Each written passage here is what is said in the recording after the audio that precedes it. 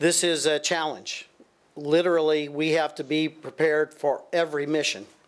When the NATO alliance calls on Allied command operations to affect military power in their decision, we have to be able to do every mission. Of course, for the past 10 to 12 years, we have become incredibly proficient at the counterinsurgency mission that we have been fighting in Afghanistan. And so our troops are trained and executing that mission every single day.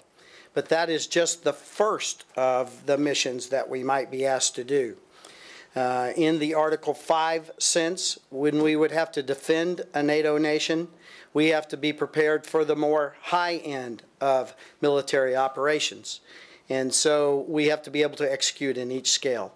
And I would note that at this moment, we are executing many operations outside of Afghanistan, which you know, to include defense of our ally Turkey. This is not aimed at repelling a Russian invasion. This exercise, like many other exercises, is designed around building the combat skills, exercising the combat skills that are common to any military force. This commander and his staff needs to plan, execute, and recover from military operations, and they will get the chance to do that.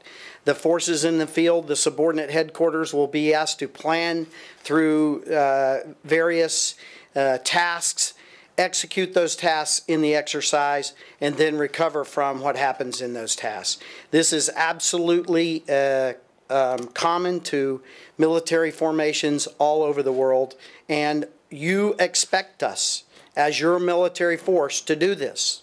You wouldn't expect a football club to go on the field without practicing its basic skills. We are practicing our basic skills to be ready to do the job wherever it is in the world if asked by our national leaders. Right now, the NRF is, and the exercises Steadfast Jazz are sized well to examine the capability to have a very skilled, highly technical force that is at the ready to deploy in case NATO needs it to deploy. And the exercise is designed to ensure those capabilities, agility, etc. The exercise now, I think, is sized exactly correct. To the question of size, and I know this has come up about the size of the NRF, I would point out that right now NATO has about 100,000 troops deployed around the world fighting and defending NATO interest. Complex operations on the seas off of the Horn of Africa, complex operations in Turkey to defend an ally, complex operations in Afghanistan to support a nation as it builds its own capability. So every day we are exercising, if you would allow me to use the term, at a very high level and a very high skill level, our force. So we find that the size of the NRF exercises now are just exactly what we need.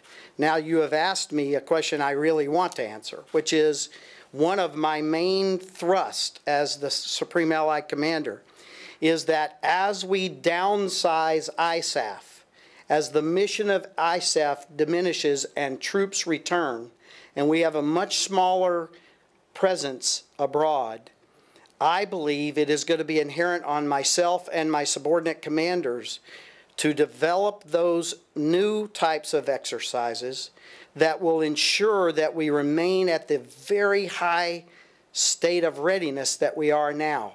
We are at the pinnacle of NATO interoperability, cohesiveness, and capability right now. Why? Because we've been fighting together for 12 years. Our tactics, techniques, and procedures that General Domröse mentioned, they are at the pinnacle of their ability. When we cease fighting together, if we don't do something, that capability will diminish over time. You take that football player again and stop him from practicing, and his ability diminishes over time.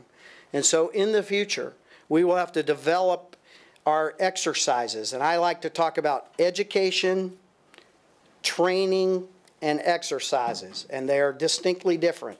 And how we will educate, train, and exercise in order to capture as much of that capability that we have now. So yes, I expect that this will change over time.